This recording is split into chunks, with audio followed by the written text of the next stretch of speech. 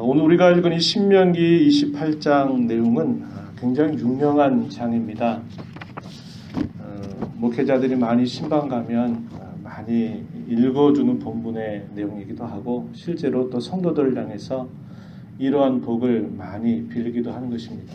그 내용이 우리가 읽은 1절부터 14절 내용에서는 축복에 대한 내용들이 쭉 소개가 되고 있어요. 그래서 대부분 이 부분에 관해서 목회자들이 많이 성도를 향해서 진심을 담아서 축복하는 경우들이 많아요. 그래서 이 부분에 대해서 많이 익숙한데 이제 문제는 뭐냐면 그 15절 이하로부터 마지막 절까지 68절까지 길게 주어진 내용은 우리가 별로 읽기 싫어합니다. 왜냐하면 훨씬 그 많은 분량에 있어서는 저주를 이야기하는 내용이거든요.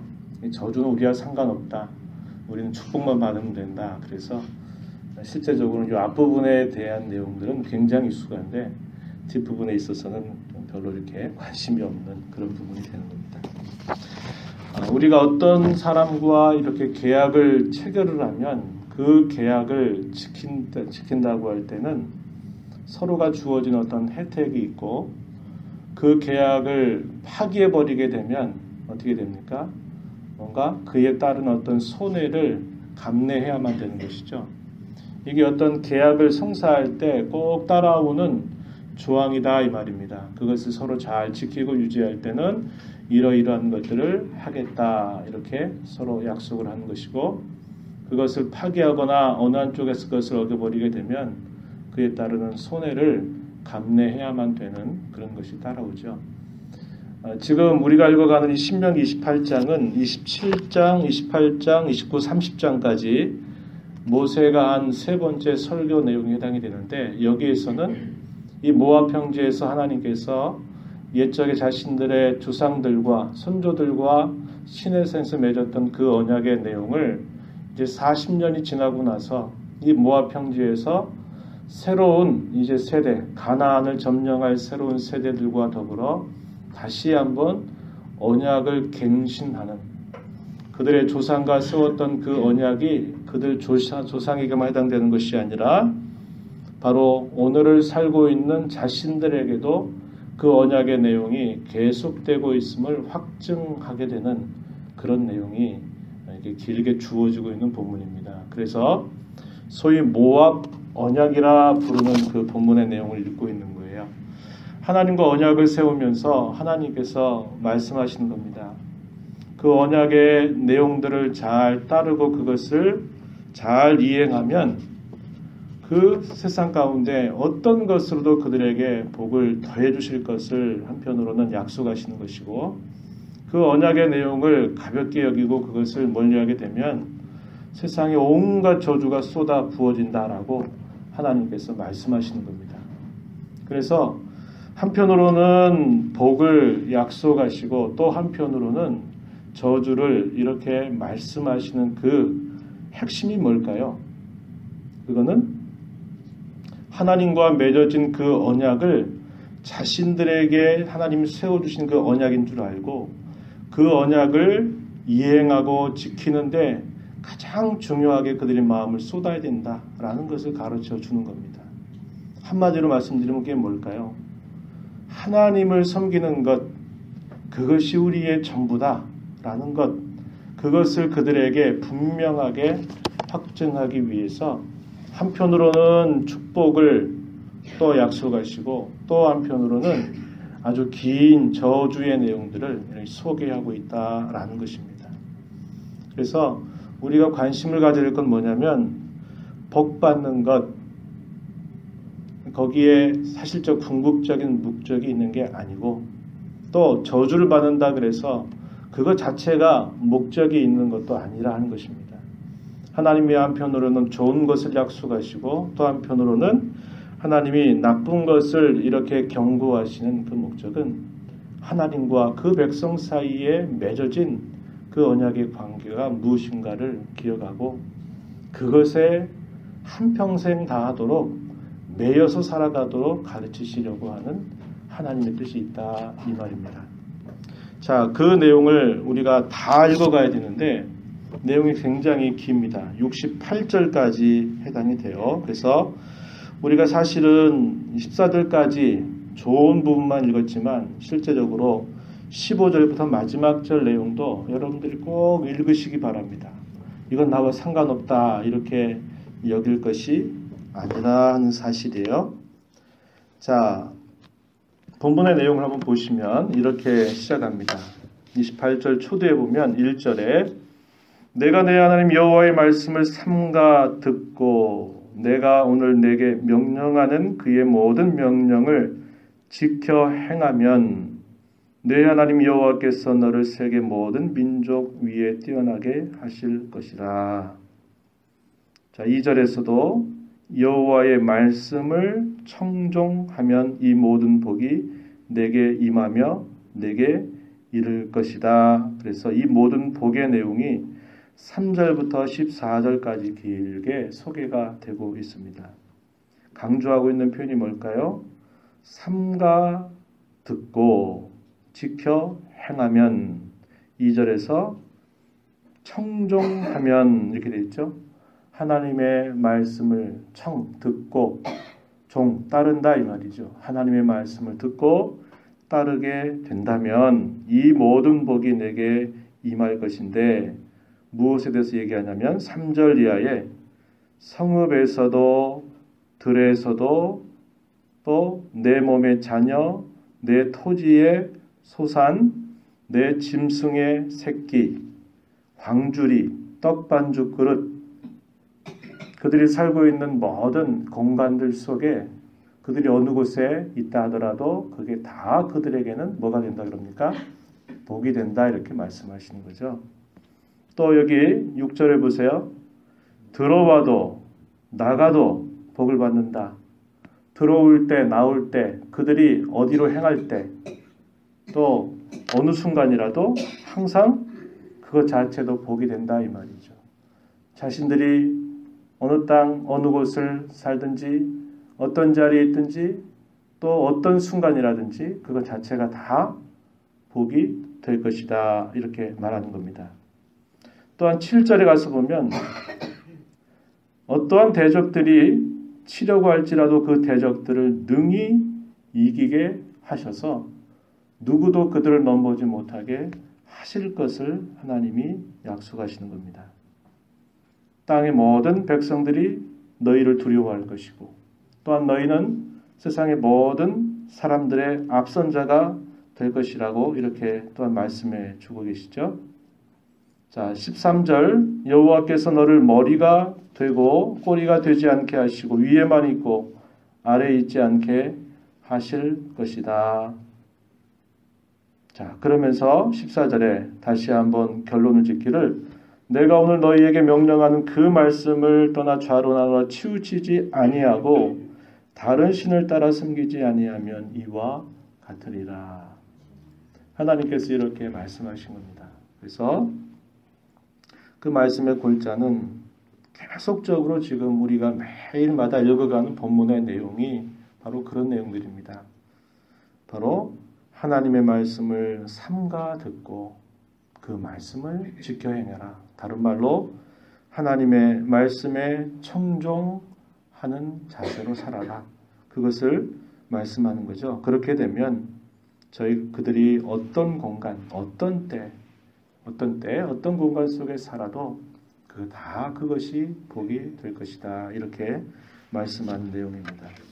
자, 그런데 말씀드린 바와 같이 이 15절부터 68절에 이른 내용을 무려 이렇게 수량조로 따지게 되면 한 3배, 거의 4배 가까운 이 긴 구절을 통해서는 반대의 경우를 이야기하는 겁니다.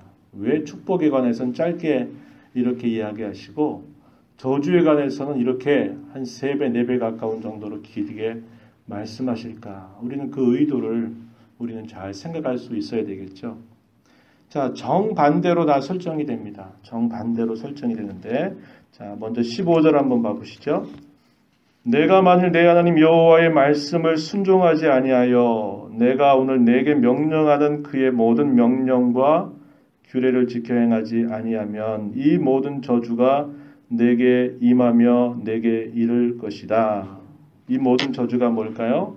반대의 경우입니다. 성읍에 있어도 들에 있어도 광주리 떡반죽 그릇 짐승의 새끼 또 들어와도 나가도 다 이제는 복이 아니라 저주가 될 것이다. 이렇게 이야기하고 또 모든 질병들이 그들에게 쏟아질 것을 이야기합니다. 20절 이하에 보면 내가 악을 행하여 그를 잊음으로 내 손으로 하는 모든 일에 여호와께서 저주와 혼란과 책망을 내리사 망하며 속히 파멸하게 하실 것이다. 내 몸에 연병이 들 것이고 마침내 내가 차지할 땅에서 너가 멸할 것이다. 멸망할 것이다. 22절 폐병, 열병, 또 염증, 학질, 한재, 풍재, 썩는 재앙 등 이 모든 것으로 너를 치겠다. 25절에 보면 적군 앞에서 너를 패하게 할 것이고 그들 앞에서 흩어질 것이고 땅의 모든 나라 중에 흩어지게 될 것이다. 이렇게 말씀하고 있다 이 말입니다. 또 여기 36절 가서 보세요. 여호와께서 너와 내가 세울 내 임금을 너와 내 조상들이 알지 못하던 나라로 끌고 가시리니 내가 거기서 목석으로 만든 다른 신들을 섬길 것이며 여호와께서 너를 끌어가시는 모든 민족 중에서 내가 놀람과 속담과 비방거리가 될 것이라. 여기 45절 가서 보면 내가 내 하나님 여호와의 말씀을 청종하지 아니하고 내게 명령하신 그의 명령과 규례를 지키지 아니하므로 이 모든 저주가 내게 와서 너를 따르고 내게 이르러 마침내 너를 멸하리니 이 모든 저주가 너와 내 자손에게 영원히 있어서 표징과 훈계가 되리라. 이렇게 또 말씀합니다. 또 그들이 축복을 받았던 모든 환경이 다 저주가 될 것이다 라고 이렇게 말하고 있는 내용을 우리가 보게 되는 거죠. 자, 58절 거기 가서도 내가 만일 이 책에 기록한 이 율법의 모든 말씀을 지켜 행하지 아니하고 내 하나님 여호와라 하는 영화롭고 두려운 이름을 경외하지 아니하면 여호와께서 내 재앙과 내 자손의 재앙을 극렬하게 하시리니 그 재앙이 크고 오래고 그 질병이 중하고 오랠 것이다. 자, 이하의 이 말들은 차마 읽기조차도 참 싫을 만큼 두려운 만큼 그래서 이 특별히 이제 이 뒤에 가서 마지막 말미에 가게 되면 아주 극심한 그런 아주 저주의 내용들을 하나님께서 말씀하고 계신다 이 말입니다. 자, 그런데 이 뒤에 읽었던 이 내용들이 우리가 역사 속에서 익숙한 현실로 보게 되는 겁니다. 그들이 이방 나라가 그들의 임금이 된다. 그들이 이방 나라로 흩어져 버리게 될 것이다. 이방 나라에서 우상을 섬기게 될 것이다. 이렇게 말했던 이 내용이 후대에 가면 이스라엘 역사가 그렇게 치닫게 됨을 우리가 알게 되는 거죠. 통일왕국 시대를 지나 분열왕국 시대에 도착했을 때 이 북조 이스라엘 나라, 남조 유다 나라가 다 아수르에 의하여 바벨론에 의해서 멸망당하면서 그들이 끌려가죠. 포로로 끌려가서 70여 년 동안 뭐합니까? 그들이 성전에서 하나님 앞에 연주했던 그 악기들을 그발 강가에다가 걸어놓고 이방의 그 군주들은 이방 사람들은 그 하나님의 성전에서 연주했던 악기를 가지고 야 한번 노래 좀 해봐라. 이렇게 하면서 그 눈물이 한없이 흐르게 되는 그 슬픔을 시편 속에서 노래했던 것을 우리는 기억하는 겁니다. 그래서 어떻게 보면 예언적인 말씀일 수도 있을 만큼 참 이 두려운 이 사실이 이스라엘 역사 속에서 그대로 실현되었던 것을 보여준다 이 말이죠. 그래서 우리가 이런 내용들을 보면서 아까도 말씀드렸듯이 하나님이 왜 이런 말씀을 하실까? 왜 이런 말씀을 하실까 하는 그 의도를 우리가 정확하게 이해하는 것이 좋다 이 말이죠. 부모가 자녀를 길러가면서 한편으로는 좋은 것을 약속하고 너 이렇게 잘하면 내가 이번에 이렇게 해줄게. 그러나 너 이렇게 하면 안 되는데 너 행여나 이렇게 하게 되면 너 이런 이런 어려움을 겪게 될 거야. 부모가 자녀에게 이렇게 이야기하는 그 본심이 어디에 있을까요? 그로 하여금 부모와의 그런 좋은 관계를 통해서 그 자녀가 진짜 잘 되기를 원하는 그 부모의 마음이 있는 것처럼 하나님께서 축복을 약속하시고 저주로 경고하시는 그 뜻도 무슨 일이냐? 하나님과 맺어진 그 언약의 관계. 자신들이 하나님 앞에서 여호와의 백성, 하나님의 자녀라고 하는 자신들의 그 신분을 인식하고 그 신분에 걸맞는 자로 살아가는 일에 집중하라는 거예요. 복을 따라간다 그래서 복이 따라오겠습니까? 그렇지 않아요. 우리 새말로 그런 말 하잖아요. 돈은 따라가는 게 아니라 돈은 따라와야 된다 그러죠. 마찬가지예요. 우리가 하나님 앞에 늘 그분 안에서 우리가 무엇이든지 살고자 하고 그분을 섬기는 일에 우리가 집중하면 따라오게 돼 있다 이 말이죠. 하나님이 따라가도록 그렇게 약속하신 겁니다. 그러나 아무리 우리의 삶의 형편이 우리가 볼 때 평안하고 잘 되는 것처럼 보여도 하나님을 섬기는 일에 있어서 우리 마음가짐이나 태도가 벗어나면 그것 자체가 결국 저주가 될 수밖에 없는 환경이 된다는 거죠. 우리에게 좋은 것을 약속하시는 것도 좋은 것에 눈 빼앗기지 말라 하시는 뜻이 있는 것이고 우리에게 반대로 저주로 경고하시는 것도 저주를 통해서 너 망해라 이게 아니고 어떻게 하는 겁니까? 그 길로 가면 안 된다. 여기 교훈과 훈계가 되게 한다 그런 말씀을 썼죠. 아 이렇게 갔더니 이게 아니로구나 깨닫고 다시 돌이키게 하는데 있다 이 말이죠. 하나님 우리를 저주 경고하신다 그래서 그 저주 가운데 너네 죽어라 이렇게 하시는 게 아니고 그것도 뭐냐 그들로 하여금 교훈 삼아서 그들로 하여금 훈계를 삼아서 그렇게 살면 안 되는구나 하는 것을 가르쳐 주시려는 그분의 마음이 있음을 보게 되는 겁니다. 그래서 저와 여러분이 이 땅에 살면서 집중해야 될 게 뭡니까? 늘 하나님 앞에서 늘 하나님을 인정하고 모든 순간 모든 상황들 속에서 그분의 면전에 서기를 늘 마음을 써야 된다 이 말이죠. 그 일에 집중하면서 살아가면 된다 이 말입니다. 혹 우리가 실수하고 잘못해서 또 하나님께 징계를 받아도 뭐 하면 돼요? 그 자리에서 돌이키면 되는 거예요. 그렇게 하면 되는 것입니다. 그래서 우리가 이 땅에 살 때 우리의 마음이 다른 것에 빼앗기지 않고 오직 하나님께만 집중하는 자로 살기를 원하시는 그 하나님의 뜻을 우리가 잘 배우고 이 하루 이 한 주간을 살아가는 저희 삶 속에서도 하나님 안에서 여호와를 가까이하며 그분을 섬기는 것을 우리의 진정한 삶의 목적으로 설정하고 살아가게 되는 우리 모두가 되기를 진심으로 축복합니다. 함께 기도합니다. 하나님 아버지 감사합니다. 이 새벽 시간에도 저희들을 인도해 주셔서 하루의 첫 시간 하나님 앞에 찬송하며 말씀 듣고 또 기도함으로 시작할 수 있도록 불러주심을 감사합니다. 우리에게 축복을 약속하시고 또 한편으로 저주로 경고하시는 하나님의 마음을 잘 헤아려 무엇보다도 저희들이 하나님 앞에 언약의 백성이고 하나님의 자녀고 하나님의 거룩한 자임을 기억해서 하나님을 섬기는 것이 우리의 삶의 가장 큰 행복과 즐거움과 그것이 우리의 본분임을 기억하며 살아가는 저희 모두가 되게 하여 주옵소서. 행여나 저희들의 걸음이 치우쳤을 때라도 저희들로 하여금 빨리빨리 바른 정로로 우리의 걸음을 돌려서 하나님을 늘 가까이하고 하나님을 섬겨가는 우리 모두가 되게 하여 주시옵소서. 예수님 이름으로 기도하옵나이다. 아멘.